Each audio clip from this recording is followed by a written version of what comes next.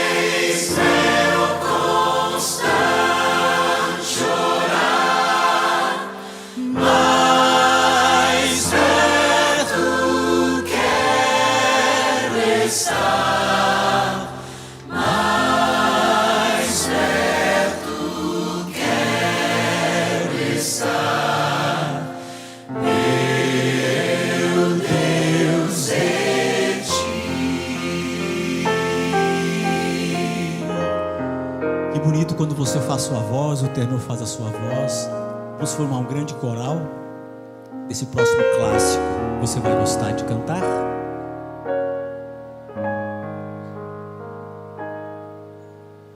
Sim, quero a Cristo, bem junto estar.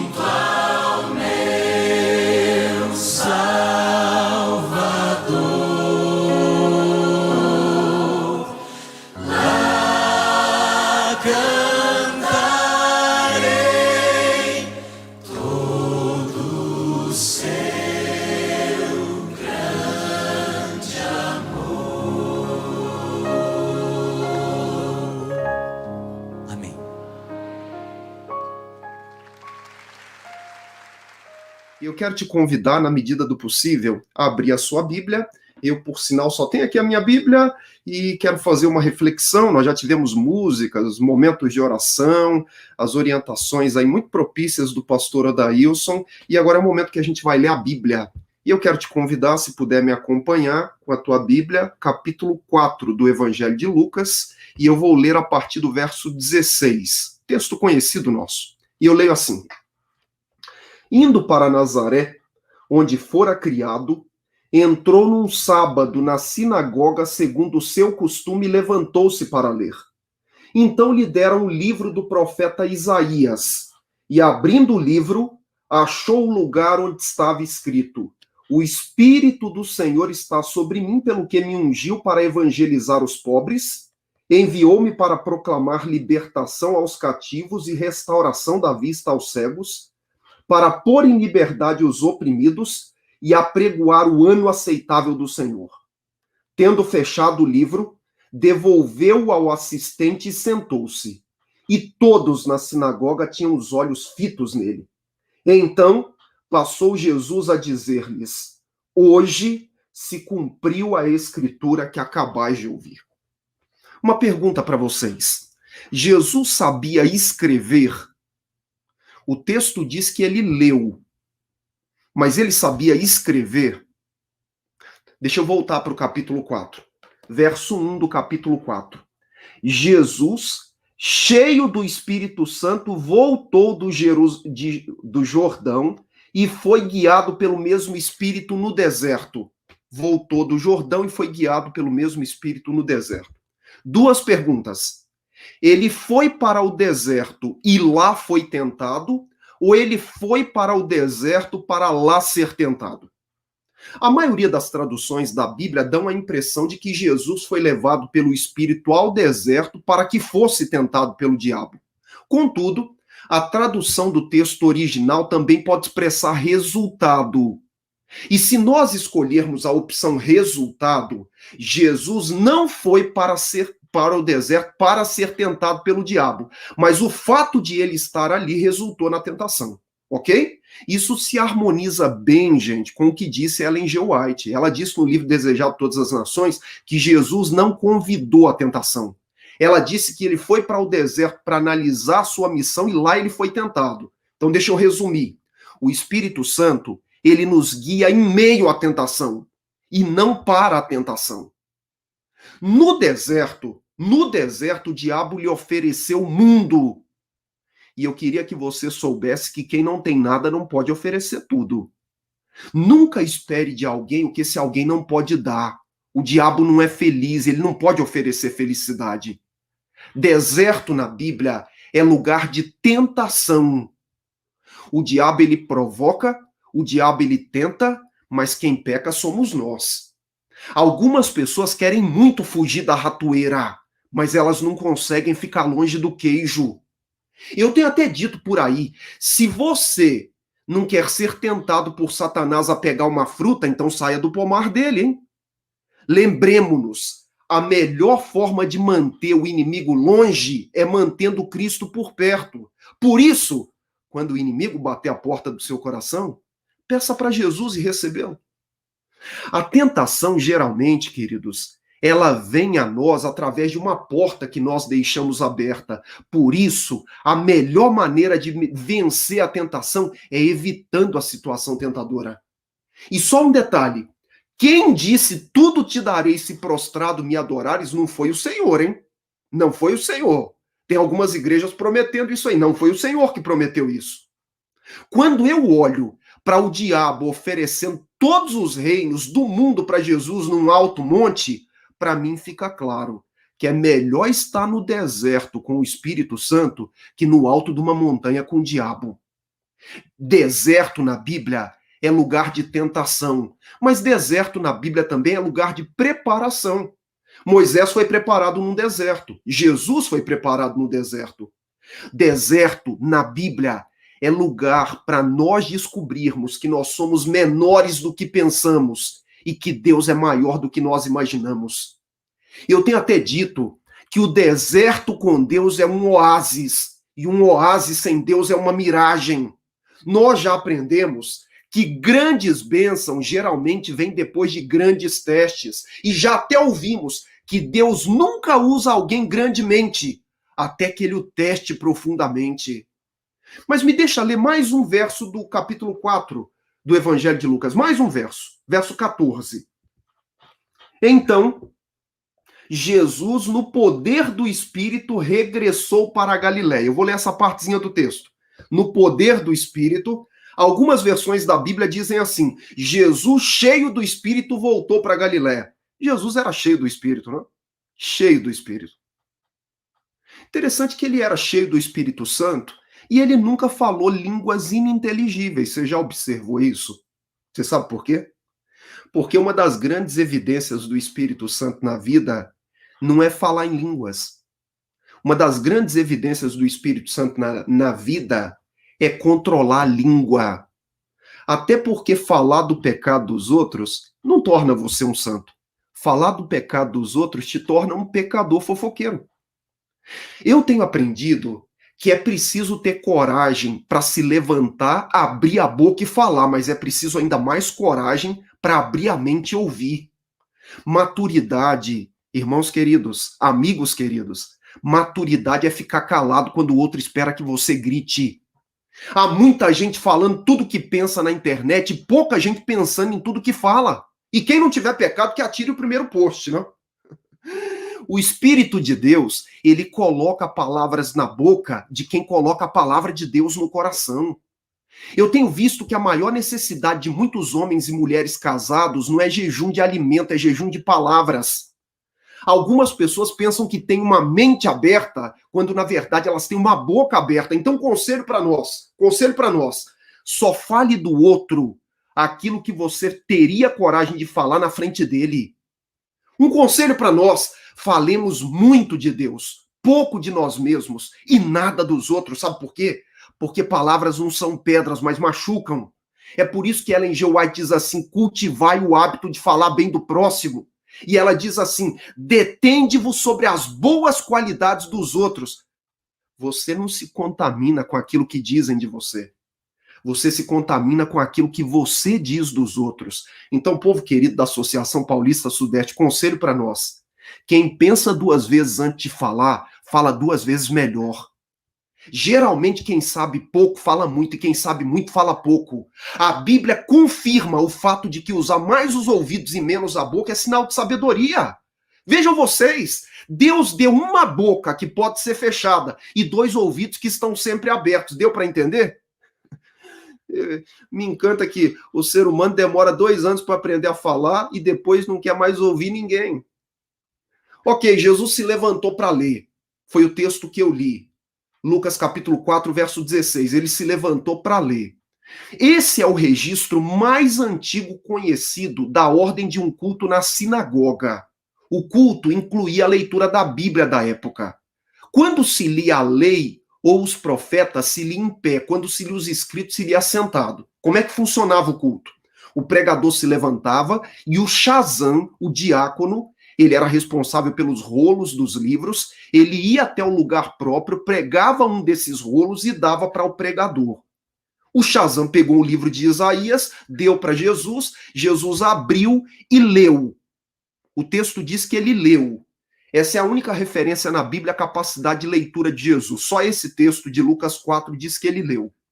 Só uma vez na Bíblia é dito que Jesus chamou uma mulher de filha. Foi aquela mulher que sofria de um estancamento de sangue há 12 anos. Só tem um texto na Bíblia que diz que Jesus dormiu. Claro que ele dormia, mas só tem um texto na Bíblia que diz que ele dormiu, foi no meio de uma tempestade. Só tem um texto na Bíblia que diz que Jesus escreveu. Foi a primeira pergunta que eu te fiz. Naquele episódio onde os escribas, fariseus trouxeram a Jesus uma mulher apanhada em adultério, colocaram a mulher diante dele, o acusaram e ele se abaixou e começou a escrever. É o único texto na Bíblia que diz que Jesus escreveu. Nós sabemos que ele escreveu os pecados. O mesmo Deus que escreveu a lei em pedras, escreveu os pecados, mas na areia, porque na areia apaga logo. Eu tenho até dito por aí que o inferno não é para quem pecou, o inferno é para quem não se arrependeu. Inferno não é para quem pecou, é para quem não se arrependeu. O que é que Jesus leu naquele sábado na igreja? Ele leu Isaías, capítulo 61. O Espírito do Senhor está sobre mim pelo que me ungiu. Você já sabe muito bem que na Bíblia, unção, ou quando alguém é ungido, ele é separado para uma missão particular. Arão foi ungido para ser sacerdote. Saul foi ungido para ser rei. Davi foi ungido para ser rei. E Jesus foi ungido para quê? O texto diz, capítulo 4, foram os versos que eu li. Ele foi ungido para pregar boas novas aos quebrantados, aos pobres, pobres de espírito. Ele foi ungido para proclamar libertação. Libertar é o verbo preferido de Deus. Foi ungido para restaurar a vista ao cego. Jesus foi ungido para consolar.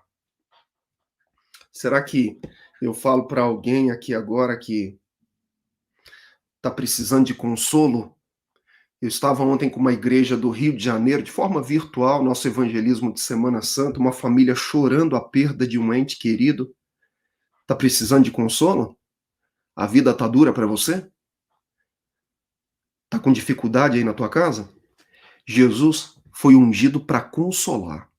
Ele é o consolador. E ele foi ungido também para apregoar o ano aceitável do Senhor. Nós sabemos que essa é uma referência ao jubileu. Jubileu é o ano seguinte a uma semana de anos. É o 50º ano. O povo de Israel tinha o sábado, que era o descanso para os animais e para o ser humano, e o jubileu era o descanso para a terra. Era um ano próprio, você já ouviu alguma coisa sobre isso?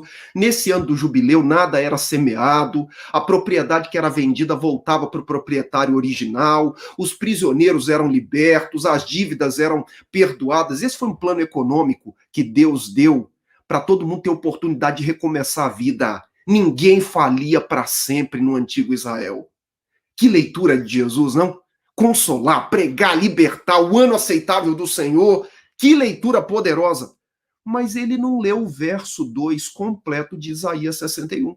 Ele leu uma parte do verso 2 e parou na metade do verso 2.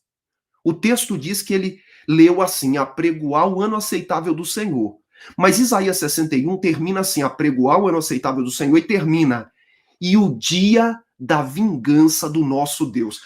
Gente, o fato de Jesus não ter lido essa parte final do verso 2 de Isaías 61 trouxe tanto problema. Sabe por quê? Porque para um judeu ortodoxo, tudo que era de bom na aliança era para ele. Então, quando ele lia lá sobre o jubileu, o ano da lembrança de Deus para o povo, o perdão era para ele. Quando ele lia sobre a vingança, era para o gentil.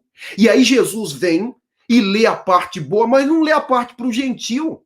E mais, Jesus ainda mencionou no seu sermão a viúva Sarepta, e ele disse assim, na época de Elias, tinha um tanto de viúvas em Israel, mas Elias foi na casa de uma viúva gentia. Ele ainda mencionou Naamã Ciro, e ele disse assim, na época de Naamã tinha um tanto de leproso em Israel, mas quem foi curado foi Naamã Ciro, estrangeiro. Gente, isso deu tanto problema, porque ele fechou o livro, se assentou e disse, hoje se cumpriu as escrituras. Qual foi a reação do povo? Qual foi a reação das pessoas que o ouviam?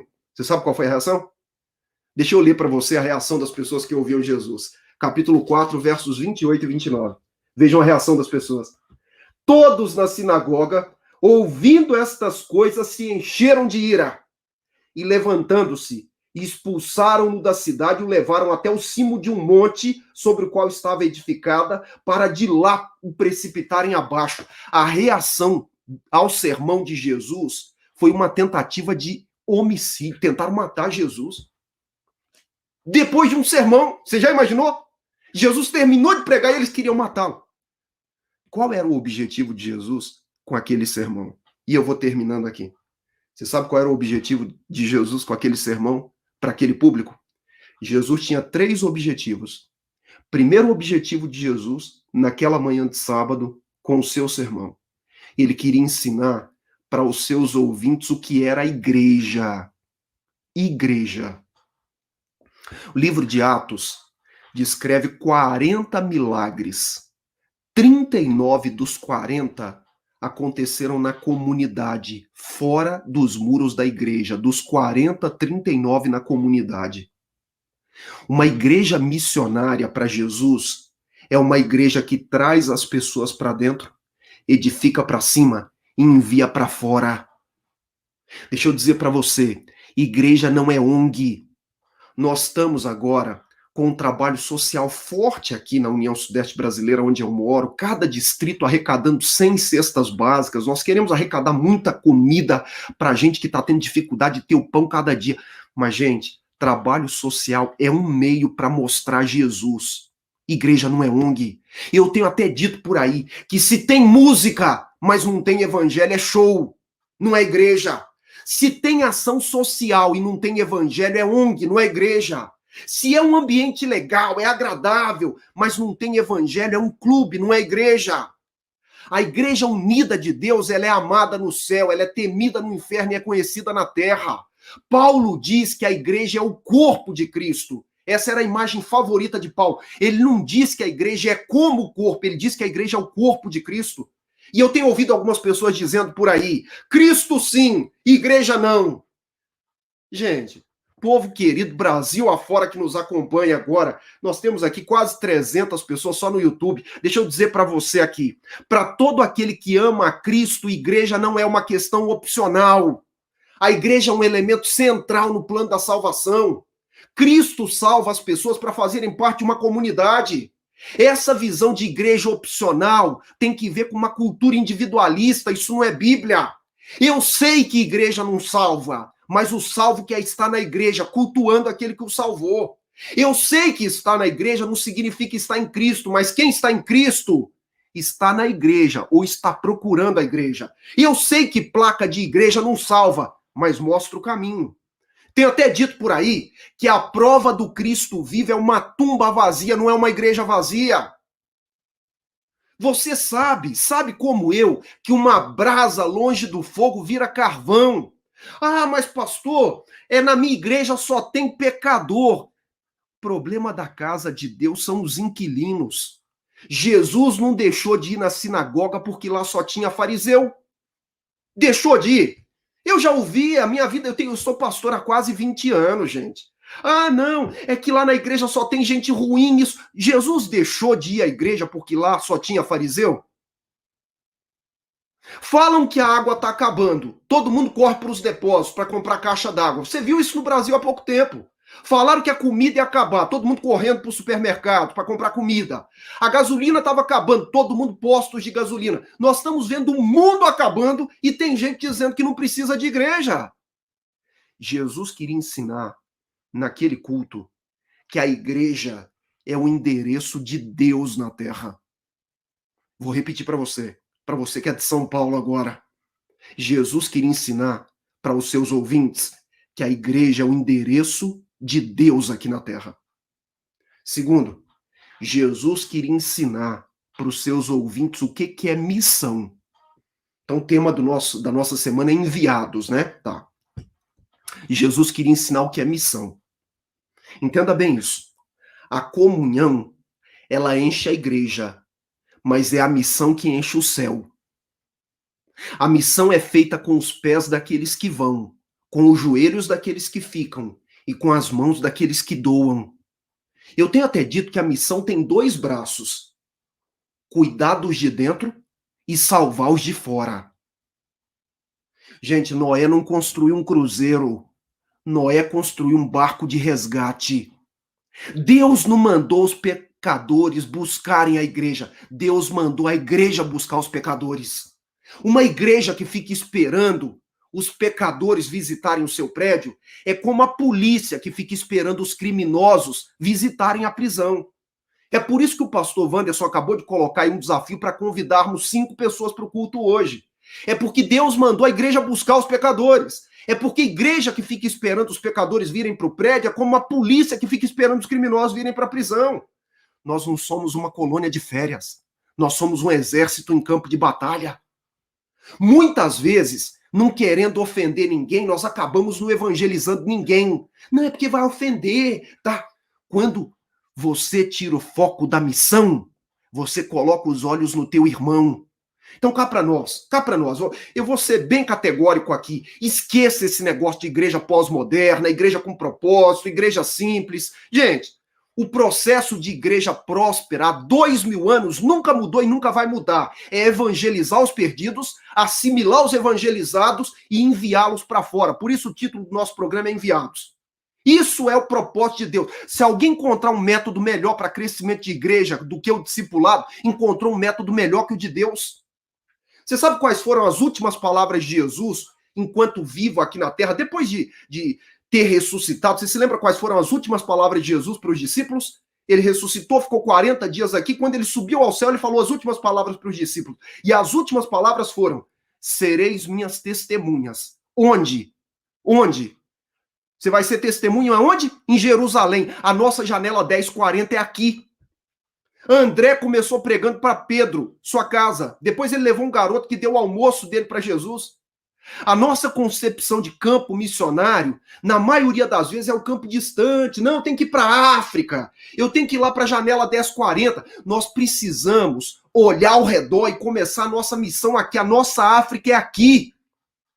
Como disse o Senhor Missões, alguns são chamados para o outro lado do mundo, outros são chamados para o outro lado da rua. Deixa eu repetir para você. Todos somos chamados, uns para o outro lado do mundo, outros para o outro lado da rua. A gente tem que pensar em missão de maneira global, mas nós temos que agir de maneira local. É viver orando e trabalhando pelos missionários além mar. Mas é investir aqui, na nossa vizinhança. Missão, gente, não pode ser limitada a uma agenda, muito menos a um lugar. Missão é o tempo todo. Desculpa, gente, mas missão não se faz. Missão se vive. Todos nós estamos em missão. Você se lembra de Ellen G. White saindo para colher amoras? Saiu com um grupo de jovens, está no Serviço Cristão isso. Eu queria mencionar esse fato de Ellen G. White, livro Serviço Cristão, página 46. Segundo ela saiu com um grupo para caçar mirtilos. E ela saiu com um balde, um grupo saiu com um balde de jovens, e ela viu que o pessoal começou a ir longe para procurar mirtilos, que é uma espécie de amora, e longe ela viu um tanto de amora próximo de onde eles tinham parado, e ela encheu 2 baldes, e o pessoal longe voltava cansado. Abramos os nossos olhos para a nossa vizinhança, para aqueles que estão ao redor da nossa igreja. Nossa África é aqui. O trabalho que está sendo feito por um missionário lá na Síria é tão importante quanto o trabalho missionário que você faz no teu bairro, na tua empresa, no seu condomínio, na sua rua. Jesus veio para ensinar para aqueles judeus que a igreja é o endereço de Deus na terra. Segundo, missão é gastar mais a sola do sapato do que o banco da igreja. Eu tenho que terminar, né, gente? Eu vou terminar. Jesus também veio ensinar para os seus ouvintes qual era o propósito da sua vinda aqui nessa terra. E cá para nós, me dê a sua atenção aqui um pouquinho, eu vou terminar, prometo que vou terminar agora. Se a sua maior necessidade fosse de informação, Deus teria enviado um pedagogo. Se a sua maior necessidade fosse de tecnologia, Deus teria enviado um cientista. Se a sua maior necessidade, ô Elizabeth, fosse de entretenimento, Deus teria enviado um ator. Se a sua maior necessidade, Derli, fosse de dinheiro, de riqueza, Deus teria enviado um economista. Se a sua maior necessidade, Sônia, fosse de moradia, Deus teria enviado um engenheiro civil. Se a sua maior necessidade, Ulisses, fosse de conselhos, Deus teria enviado um psicólogo. Se a sua maior necessidade, Arusa, fosse de cura, Deus teria enviado um médico. Se a sua maior necessidade, Magna, fosse de sabedoria, Deus teria enviado um filósofo. Sabe qual é a sua maior necessidade? A sua maior necessidade é de restauração. Por isso Deus enviou um restaurador e nós estamos essa semana falando para as pessoas que a igreja é o endereço de Cristo na terra. Que missão é gastar mais a sola do sapato do que o banco da igreja. E que Jesus Cristo veio para restaurar qualquer pessoa. Qualquer pessoa. Tá ruim para você aí? Tá sofrendo? Tá se sentindo mal? Não importa a sua situação. Deus pode te restaurar. Bênçãos para a sua vida é tudo que eu te desejo. Aqui do Rio de Janeiro. Bênçãos e mais bênçãos para a sua vida e para esse dia. Que você possa ser enviado para ser a última geração que quer ver Cristo voltar. Faça parte desse exército também.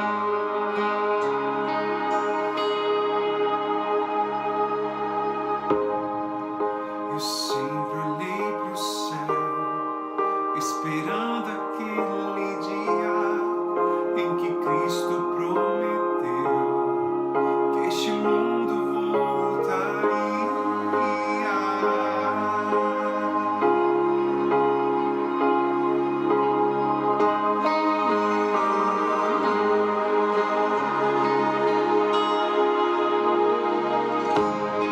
Gerações guardaram a fé, completaram a carreira.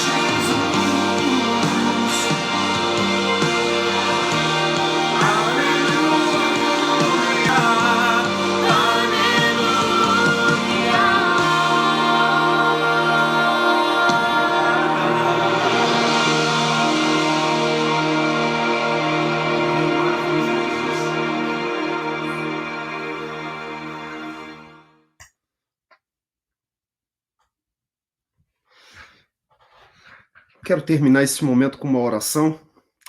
Quero orar por você que está aí do outro lado da tela. Será que tem algum pai de família que está saindo de casa hoje precisando de um emprego? Será que tem alguém com dificuldade de colocar o pão de cada dia em casa? Será que tem alguma mãe aí que me ouve agora que o filho saiu ontem e ainda não retornou? Ela está desesperada? Está difícil para você?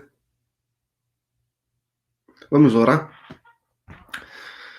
Nosso grande Deus e Pai, louvamos o teu nome porque o Senhor é um Deus que está bem perto de nós. O Senhor é um Deus que cuida de nós. Louvamos o teu nome porque na tua infinita sabedoria o Senhor instituiu a igreja, que é a tua casa aqui na terra. É o lugar onde a gente pode gritar que os outros vão ouvir e sentir a nossa dor. Obrigado, Senhor, porque o Senhor nos deu um coração missionário. Nós recebemos a bênção do teu evangelho e temos agora a oportunidade de compartilhá-lo, uma obra que os anjos gostariam de fazer. Mas, bom Pai, eu quero pedir a tua bênção agora por cada filho teu. O Senhor conhece a cada um. Eu vejo aqui alguns pastores, alguns técnicos aqui, mas, Senhor, o Senhor conhece cada pessoa que está nos ouvindo, que nos acompanhou nessa live. O Senhor sabe as lutas de cada um.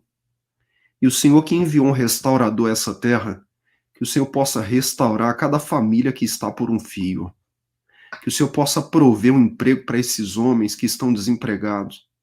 Que o Senhor possa abençoar os filhos dessas irmãs que têm suplicado a Ti. Por favor, Senhor, cuida do Teu povo. Nós começamos agora um dia de atividades e suplicamos para que em cada palavra, gesto e atitude que nós reflitamos o Teu caráter. Quero pedir que o Senhor continue abençoando essa semana, todos que participarão. Pedir que o Senhor abençoe o pastor Wanderson, pastor Williams, pastor Robson, todos que estão à frente, para que essa semana continue sendo uma bênção para todos. É a nossa oração por Jesus. Amém.